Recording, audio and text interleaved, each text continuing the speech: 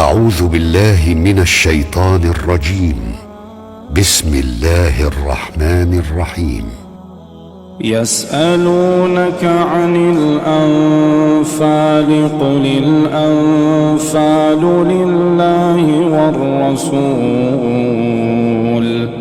فاتقوا الله وأصلحوا ذات بينكم وأطيعوا الله ورسوله إن كنتم مؤمنين.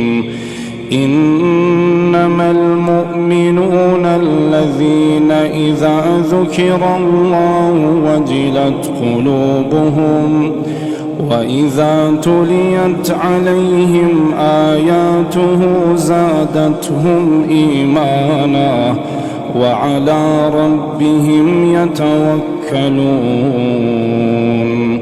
الذين يقيمون الصلاة ومما رزقناهم ينفقون أولئك هم المؤمنون حقا لهم درجات عند ربهم ومغفرة ورزق كريم.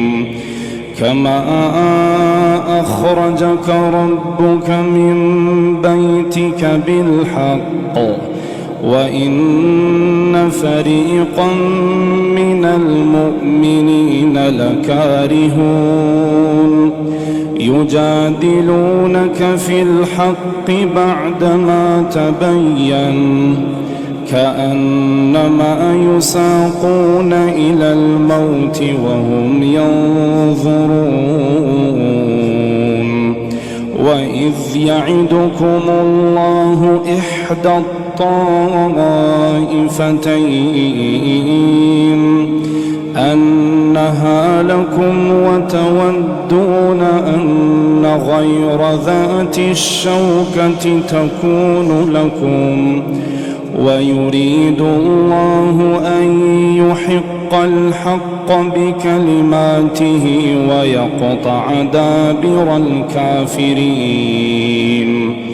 ليحق الحق ويبطل الباطل ولو كره المجرمون. إذ تستغيثون ربكم فاستجاب لكم أني ممدكم ب1000 من الملائكة مردفين. وما جعله الله إلا بشرى ولتطمئن به قلوبكم وما النصر إلا من عند الله إن الله عزيز حكيم. إذ يغشيكم النعاس أمنة منه وينزل عليكم من السماء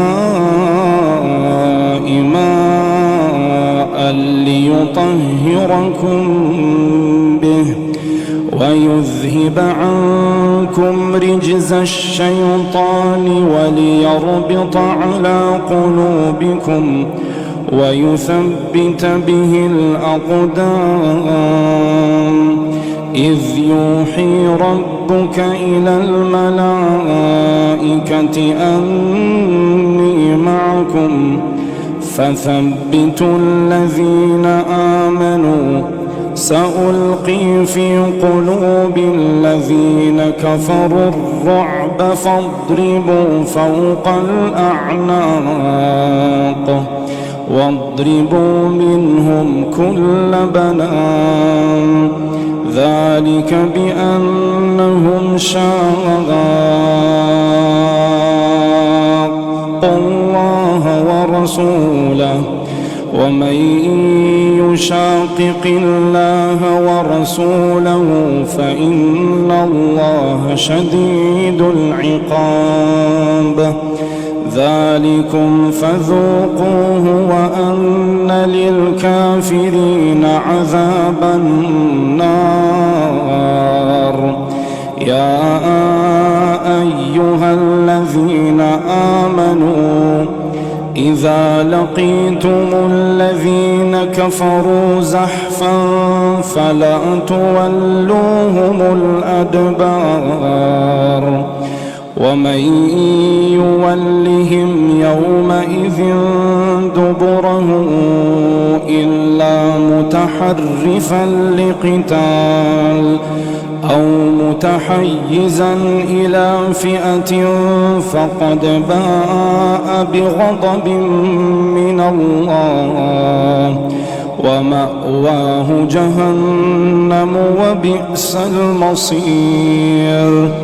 فلم تقتلوهم ولكن الله قتلهم وما رميت إذ رميت ولكن الله رمى وليبلي المؤمنين منه بلاء